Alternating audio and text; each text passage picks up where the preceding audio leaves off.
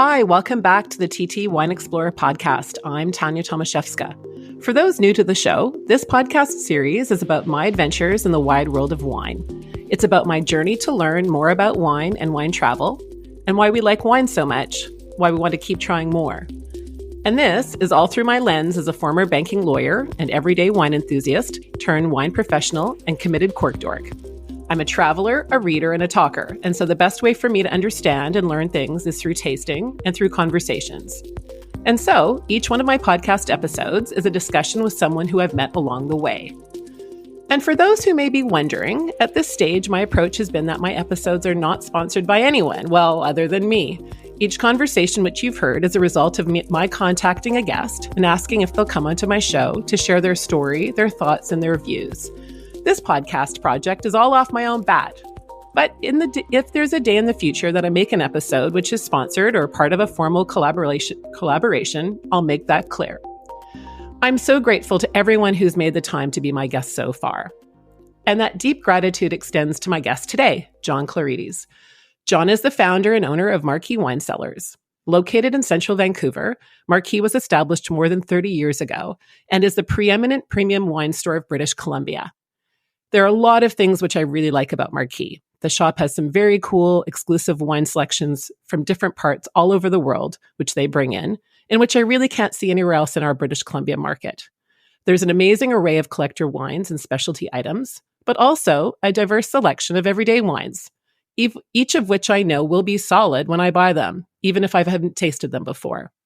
I think that there are more than 2,000 selections of beverages on offer at Marquis. Marquis offers weekly tastings, which you can drop by to have a taste and a chat with a product owner or knowledgeable agent to learn more about what's being poured. Marquis also has a lot of space to wander in the aisles so that you can take your time and immerse yourself in the offerings, not feel rushed or jammed in with other people around you. And Marquis is also a conduit of meeting new wine friends, be they Marquis team members, present or alumni, or other wine exploring enthusiasts. They say that success doesn't happen overnight, or that overnight success is 20 years in the making. All of what I've described to you about Marquis, I think, is a result of years of hard work, creating a vision, having a plan, and navigating the world of a business in the retail space, and in the context of a highly regulated landscape and changing consumer tastes and demands. I thought that John would be an excellent person to have on the show to share his knowledge and learning not only around building a retail wine store business from scratch, but also about building and preserving a brand in the retail segment of the wine industry. I first met John about 6 or 7 years ago now, when I was first jumping into this crazy wine adventure of mine. What struck me at the time was that John was great about offering concise advice about what to try to focus on and my next steps. John understands what it means to start pretty much from ground zero in terms of embarking upon a completely new path and trying to make a business out of it. Since then, I frequently connected with John and his Marquis team in connection with various wine tastings and wine gift campaign projects, which I work on for some of my clients. Or often, it's just when I'm strolling down the Marquis aisles looking for my own bottle to try and learn from. And from time to time, John and I catch up over pizza and a glass of wine to discuss not only wine news, but also what's going on in our city of Vancouver and the world at large. I hope that you just enjoy my discussion with John Clerides today. Let's fly.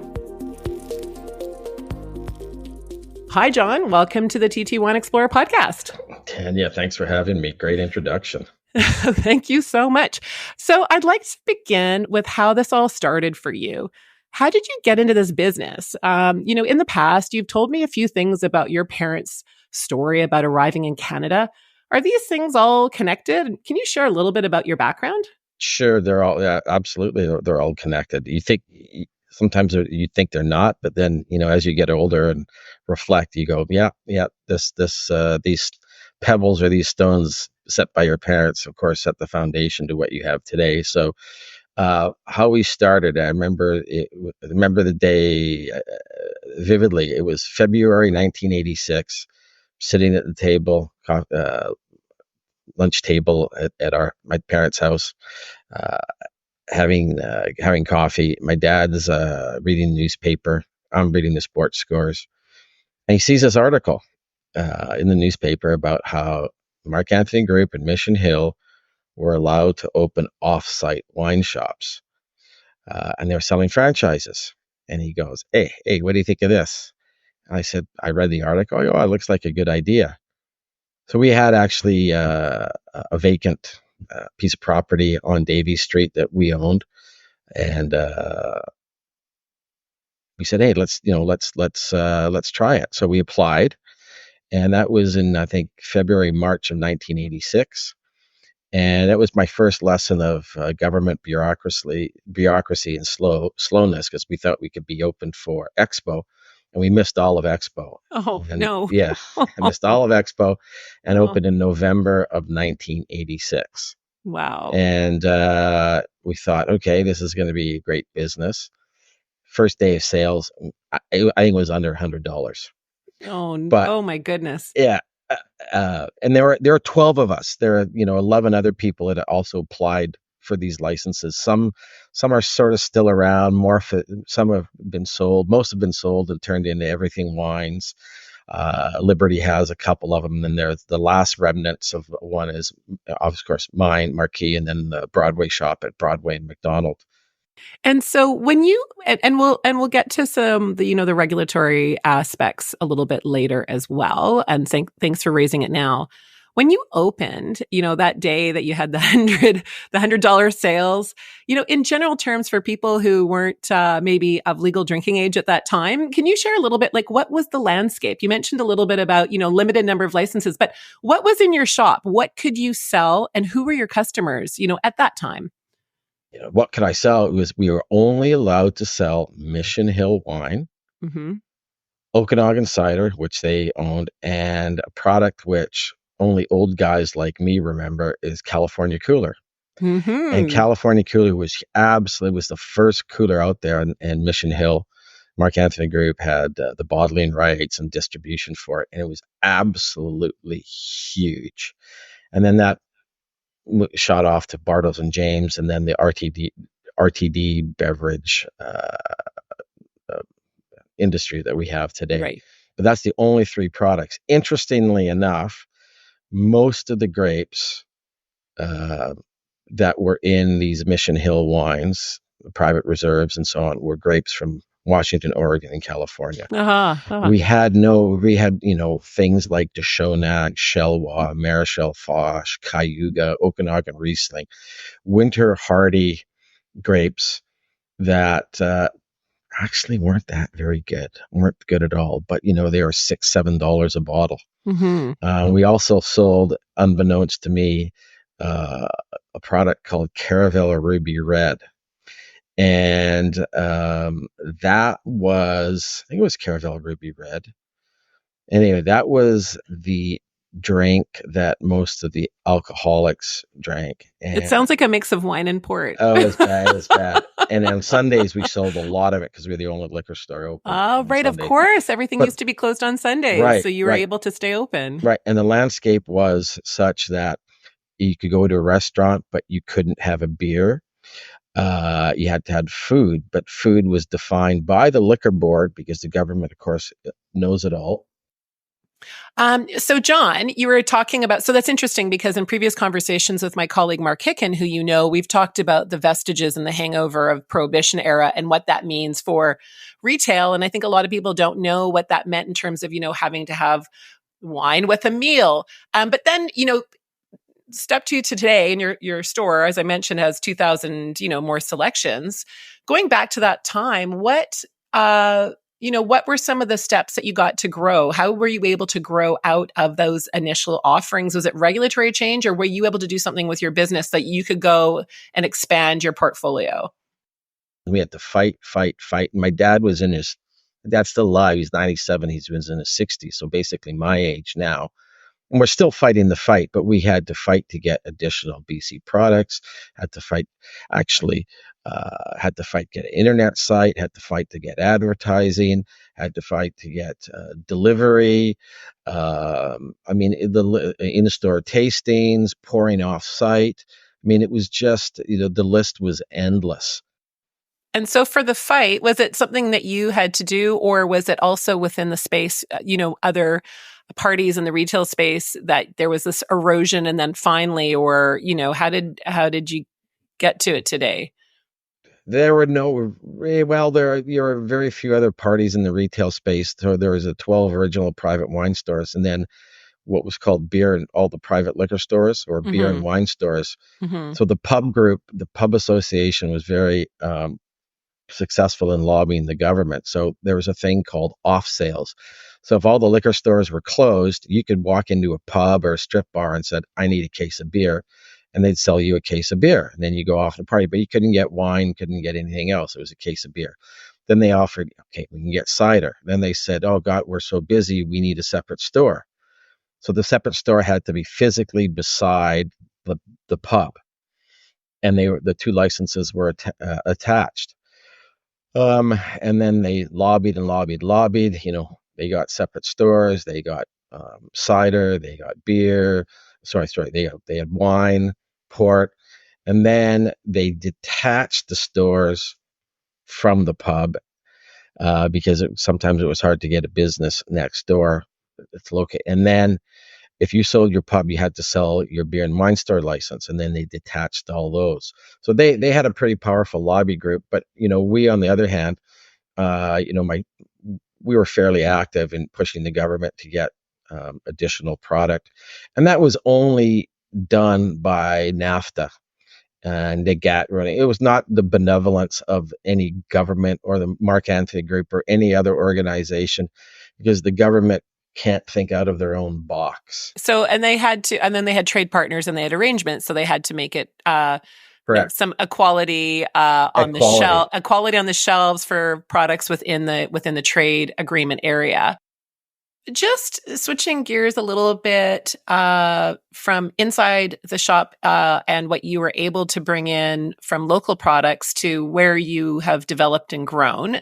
So one of the things that Marquis is known for is your premium wine selection. And amongst that, you have a lot of wines which you have brought in exclusively to your store from lots of places in the world and iconic wine regions, grower Champagne, Chablis, the Rhone, California, Australia. Can you just provide a little bit of a snapshot as to, how this started and how you identify the producers that you like to bring in? I mean, do you go to the region, you visit ones, you go back, you meet some of their friends? How do you do this and how do you build on it? Well, back in the day, there were, the internet wasn't around.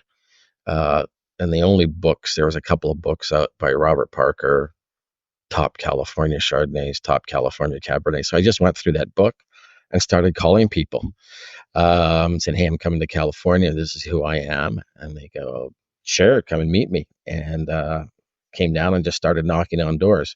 One particular person, it was funny, I phoned Jim Clendenin up, who has now since passed away from Obliquely Mine. He basically tore a strip off of me, saying I wasn't around. Where were you in 1982 when I started? Well, I said, dude, I was 22 years old, no private stores, no nothing. And he was a pretty glib person. And he was like, okay, you can come by. I have an allocation for you. Right. So, you just had to knock on doors and cold calling and getting out there, door knocking. Go cold calling and, renting a car, and there was no GPS, and, you got to get instructions over the phone, or you write them down. Knocked on a few wrong doors over the years and got lost many times. Mm-hmm. And you just do that. That's how you start. That's what you do. And I guess you keep building on the relationships. So you go back to the regions, you see your existing partners, and then you will add some more to them. Some more to the mix. Exactly. One of your recent trips, I know you've got Greek heritage, and you've been to Greece a few times recently, and I think you've had the opportunity to try some wine, and I think you bring in some to Marquis, and I hope you bring in more. But can you just share a little bit about, what you're finding exciting about the Greek wine scene right now? For people maybe who are familiar with Greek varieties, or people who've never tried Greek wine, what they can look for, what they can expect? Here's the interesting thing about Greek wines. They're on the same trajectory as Italian wines 30 years ago. Everybody knew Chianti in a flask, and Soave was Bolla. Bolla Soave was the two big brands. When we look at Italy today, so people have great stories about getting absolutely roaring drunk on Retsina and having really bad hangovers. And that's the analogy I draw. Greek wines, holy crap, are they ever good? Um, so what do they have? They have indigenous grape varieties that no one in the world has. They're in Greece. That's it. I mean, it's hard to find Zino Mavro anywhere else, but you can find Gruner Veltliner in California and in Washington State. You kind of can see what Europe was like back then. There's a lot of, it's not as developed. It's got a little rustic note to it. And that's what I like about it. The wine regions aren't quite as developed as they say Napa Valley with wayfinding signs. They're there. You can get there, but they just don't have that infrastructure. So it's a little bit on the raw side, which I like. But great skill, great wineries, and great wines, and a cool climate, and a great climate too. So are they mainly individual small producers, I mean, aside for things like Retsina, but or are there collections of communes as well? More small producers. Greece. I mean, if you know any Greeks, they're a bit of an iconoclastic, very proud people, and they love their independence. If you know the history of Greece, they've been conquered quite a few times over the centuries. Of course, the Ottomans, Germans, communists took over in the early 70s. So Greeks only been a country since 1860, I believe. So they like their independent, and they're fiercely independent people. So that is their strength. I was in Greece last year, and I've ordered several hundreds of cases of wine that are coming in, and here's the beauty of it, they're all like $40 and under. Mm-hmm. So there's some real value there. If I did that in Burgundy, I could buy a house in Shaughnessy. 400 cases worth of wine. Aside, when you talk about bringing wine from Greece, practically speaking, and, aside from, I'll just call it the log jam that happens when wine lands in, the port of Vancouver, before that point, how lengthy a process is that? I guess you order in advance, it comes on a ship. How do you plan as a store your inventory? So are you buying, how far ahead, aside from, our LDB warehousing issues, let's just say clearing here, but before that, buying your product from, the other side of the oceans, how do you plan for that? It's a year. I was in Greece last year in June, July. So the wines are just coming in now. So they'll be here for spring, summer. So it's a year. We don't ship in the summer months, even though we use refrigerated containers. Greece in the summer is painfully hot. And we use refrigerated trucks to pick up stuff. You can trust France to say, hey, pick my Burgundies up or my Bordeaux's up or my Rhone in a refrigerated truck from Hillebrand. Greece? Yeah, not so much. So you're not sure. So, we avoid the summer months, and we'll ship in the fall for arrival in spring of the following year. Right. So, at least a year ahead. And then based on how you feel a producer is showing and what you're tasting. That's fascinating. I look forward to trying some more. I thought we could shift now, shift from looking at the supply side of your business in terms of, talked a little bit about the restrictions where you came from and how you bring in wine. But maybe let's talk a little bit about the buy side, the demand side, the consumer side. So, in terms of a bricks and mortar context, and we'll talk about digital separately, but in terms of you've got one shop and you're in central Vancouver, you've got a lot of wine there. How do you assess what your consumers want? I mean, I expect there's a balance between educating the consumer with what you have. Let's say, Greek wines or everyday other wines that may be more recognizable to those who aren't familiar with Greek wines, but also listening and learning from the consumer. So, in terms of your own business plan or your sales or your patterns, your shop, how do you describe this kind of seller-customer relationship? Is it Mm. symbiotic, or, how does it work? Or does it depend on the kind of wines? I think it's a combination of all three. I don't think there's a wine in the store I wouldn't drink, right? My Mm-hmm. staff, I mean, obviously I don't do all the buying for everything because it's just the store's gotten too big. But my staff, my team has, uh, we have the customer in mind. And the question is, would I drink this? If yes, then I can recommend it. If I wouldn't want to drink it, I'm not recommending it to my customer. If we don't have a product, we'll send them to another store. Right. Um, and it's a, and you know, here's what I learned about the wine industry is that really it's people buy stuff that they know, because to spend $30 or $40 on something they don't know is a bit of a gamble for them. So, better the devil than the devil you don't know, right? So if we can build a relationship with the customer as a trusted source, and have a few bottles open saying, hey, here's a new Cote de Rhone, here's a new Gruner Veltliner, here's a Riesling. What do you think? Oh, I've never had this before. This is really good. And you plant the seed in their mind. Trust me, earning the trust of a customer is really, really hard, and losing it is like speed of light. So there's no reason for me to sell something or suggest something to a customer that I wouldn't drink, and ask them what they like, right? And if they're open to something, great. If they're not, that's their choice. They're the customer. And at the bottom line, it has to be delicious. So, you have a lot of experience in wine, and so what's delicious no matter what the price point is. Well, yeah, I mean, you got to listen to the customer. You want red or white? What are you having for dinner? How much do you want to spend? What country? Do you like this? Do you like that? I mean, and there is a place I draw the line on, and it's all the natural wine phenomena. And many of those wines are absolutely flawed, technically flawed, and they're not very good.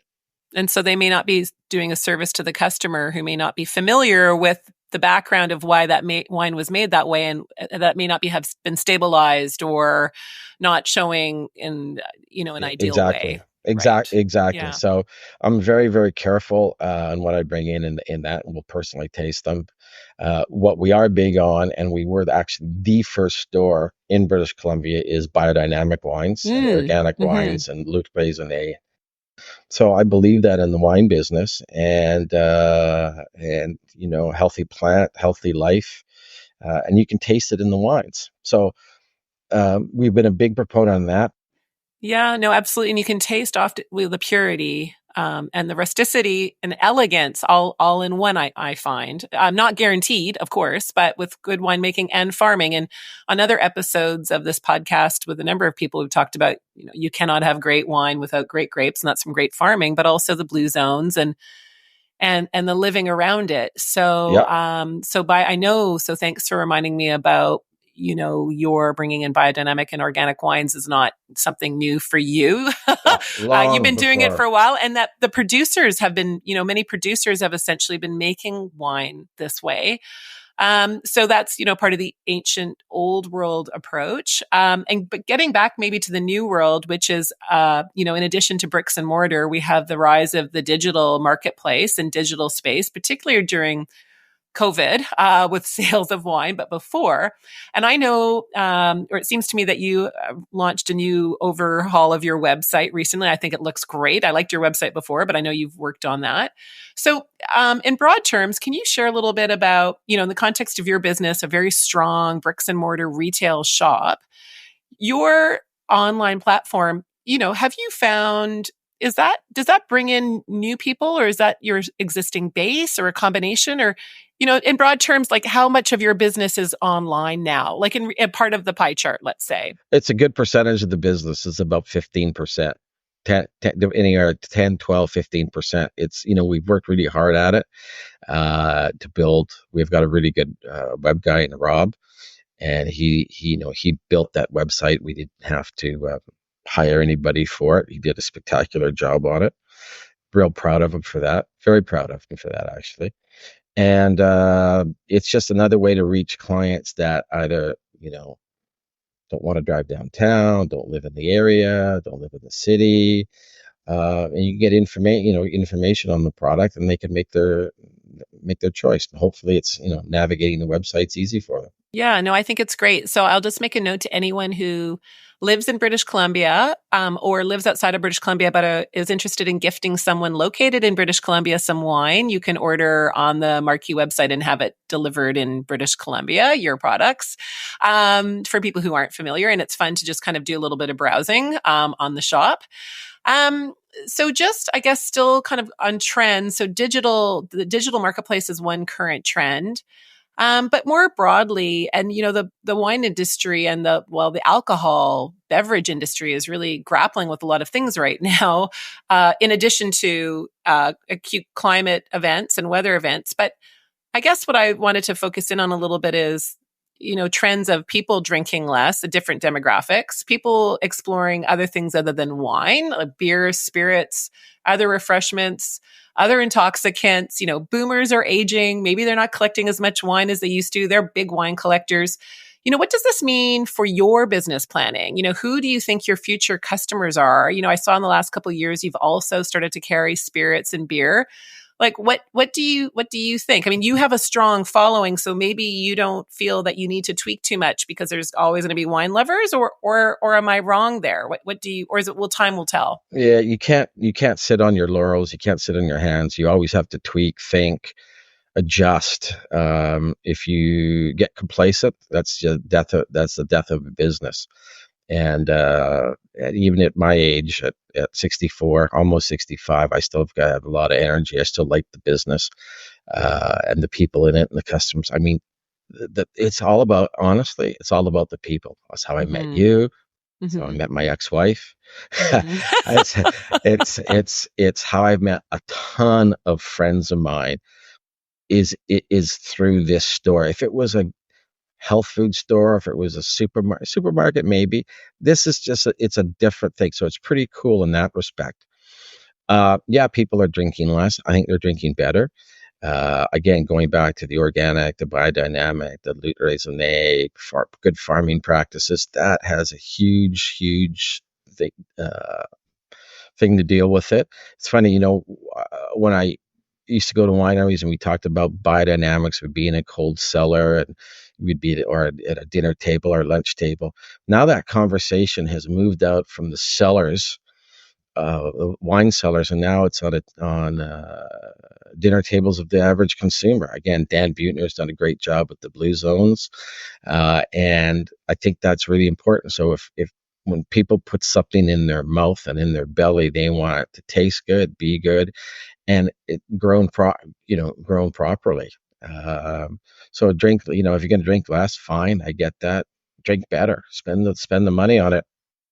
Well, less is more, and I'm fine. I'm seeing that too. Even how people socialize. I think people are anxious to go out again and to support local producers and hospitality partners and restaurants. I think also people are happy to stay at home, go and buy some good food, get a nice bottle of wine, get that craft beer, get that nice non-alc libation, and savor them. 100%. So I think that's kind of back to, I think of other generations in my family, European background. That's what they did on Saturday night. They didn't have a lot of money. They were immigrants to Canada, but they got dressed up, they played bridge, they had martinis, and then they had wine, So, and it was a good night. So, but yeah, I think less is more. And I think that's probably across all of the age groups for different reasons. Absolutely. Yeah. And wine, collectible wine's gotten so expensive. So every one customer that's 70, 75 that used to buy, cases of Bordeaux or Burgundy, and I need 10 to replace them because the wines aren't $25 a bottle anymore. They're $235 a bottle. So that's a big problem. And, hopefully just more people fall in love with wine, because at the end of the day, there are humans behind it. Yeah. And I think it's the story, I agree. There's always going to be passion for the wine and for the story around it. And, I think it's just how people will connect. And I think it will go back to lifestyle and the connection with humans sitting around a table. Maybe will be more kind of post-digital or parallel with digital, or, analog, having around a table how wine was meant to be had, which is with food and talking and being together. So I think there is that trend. I guess time will tell about what consumers will want. For me, it's all about micro trends. I'm not interested in, you know, God, if I could find a $10 wine that tastes like 30, I'd be all over it. But those things are hard to find these days. But it's all about just having a good bottle that's got a good story behind it, supporting a family, and knowing that you've helped supported a couple of generations of families, whether it's locally or around the world. Yeah. So, that whole can't find the $10 bottle of wine that tastes like a 30. I think there are probably lots of different reasons for that, and depending where in the world you're sitting. But, in British Columbia, we have lots of things affecting the pricing of our products that you buy here, whether they're domestically produced or imported. And, I know we could spend hours right now on this question. And I know that you have lots of thoughts on it. But I'm just wondering if we could extract just a couple of points in this context, which is on previous episodes, I've discussed the regulatory regime with winery owners about what our regulations do to hinder right now or fetter their business, whether it's, being able to send wine direct to consumer and their wine club members outside of the province. Mark Hicken has talked a lot about the different regulatory regime that's the hangover from prohibition. But from your perspective as a retailer, what are maybe one or two things if you could have modified a regulatory relief or changed, this year, what are a few examples, like practical examples for people who are not in the industry, who don't know what you might be facing on a day-to-day basis that would really help you run your business or get the wine to your people? Oh, sell to restaurants. Yeah. Number one thing. So right now, maybe can you explain for the listening public who don't know what you can't sell directly to restaurants? They can't buy from you? Only government stores can do that. Right. They keep that business for themselves. Yeah. And they don't want the competition because you know why? We will kick their ass. So for people who don't, people who don't know, if people have a bar, a wine bar or a restaurant, they need to go and buy their orders from the liquor store. And, from hearing from people, it's hard if they have a few spec products and they're a small wine bar and they're running out and they only need a couple bottles to get them through a night or weekend. And they're hamstrung because they have one supplier that they can go to that they're allowed to buy that. Let's put this into context for the listeners out there. Mm-hmm. The liquor board forces a restaurant to buy $6 or $12 of an expensive bottle of wine. So that can be anywhere from $300 to $1,000 for that case, and it may take them months to sell that product, as opposed to being able to buy single bottles of those wines off a private liquor store shelf. The analogy I have is that if you walked into any other store, let's call it Safeway, and they said, Tania, John, sorry, we can't sell you 3 racks of lamb. You have to buy 42 racks. But there's only 2 of us, sir. Those are the rules. I'm sorry. And so what do? You're forced to go and buy something that you don't want or a limited selection. And that's what we have today here in this province. Yeah. Yeah. And, the smacks of paternalism going back to Prohibition era. So that again are still with us. Right. So just before we wrap, I was wondering whether you would have some pearls of wisdom to share or advice for new entrants to the market. By that, I mean, it could be people that are looking to start a new business in the beverage space, but it also could be anyone who's looking to start a new business, whether it's bricks or maybe a bricks and mortar business. Just from altitude, you've built one brick at a time. Let's just say metaphorically. Slow and steady with, obviously lots of great growth and success. But, looking back, if you're going to write John's handbook and there were 2 or 3 chapters or signposts about, to someone, here's how, this is how you should look at starting building a business, what might some of those signposts be? Or honesty and sincerity. Right. over deliver, under promise and over deliver. And, there's a great quote by Tony Robbins that has always stuck with me. People underestimate what they can achieve in a lifetime and overestimate what they can achieve in a year. And so slow and steady wins. James Clear wrote something great. 1% better every day is 37.78% better at the end of the year, because the growth is exponential.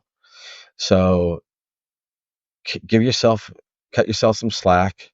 Slow and steady wins the race. And we've seen it all in the newspapers, all these companies that have, great evaluations and exponential growth. And what happens to them? They implode. And so, and the business community is just littered with field of unsuccessful businesses, because most businesses don't succeed. So have a plan and benchmark. Talk to people, educate yourself, read the right books, journal, and you will succeed. Well, John, thank you. Thank you so much for those pearls of wisdom, and also for, whenever we catch up, your advice to me and your observations. I always love hearing your vantage point and perspective on the industry and the world at large, and also in terms of where your business has come from. And thank you for continuing to fight the good fight, as we call it. And I look forward to seeing where Marquis goes in the coming years, and seeing you soon to clink glasses in the Blue Zone. Sounds good. Thanks, Tania. Okay. Cheers. Take care. All the best. All right. Bye-bye. Thank you for listening to my episode today. I hope you enjoyed hearing a little bit about what it's like to start and run a bricks and mortar bottle shop. Stay tuned for my next episode, which should be dropping in a few weeks from now. Until then, be well, and I look forward to seeing you back here on the TT Wine Explorer podcast.